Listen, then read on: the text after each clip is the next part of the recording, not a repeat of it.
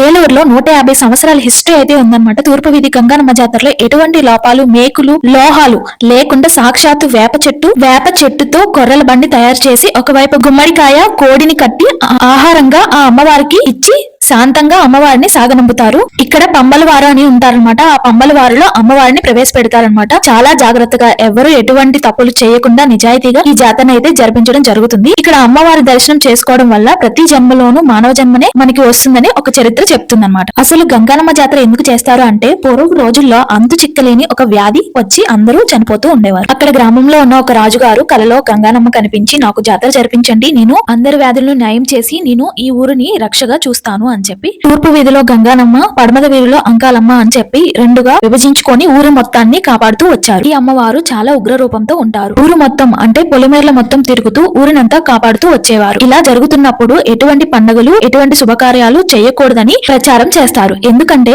నేను అమ్మవారే తరలి వస్తున్నారు అన్నప్పుడు ఎటువంటి శుభకార్యాలు ఇంకెందుకు చేయాలి, అమ్మవారినే మనము కొలుద్దాం అని ఆ 3 నెలల్లో అమ్మవారికి గౌరవం ఇచ్చి ఎటువంటి శుభకార్యాలు చేయకుండా జాతరను అయితే మంచిగా నిర్వహిస్తారు. ఈ జాతరకు వెళ్ళినందుకు నాకు ఎంతో సంతోషంగా ఉంది. ఆవిడ దర్శనం భాగ్యం నాకు దక్కింది. వీడియో నచ్చితే please like and subscribe to my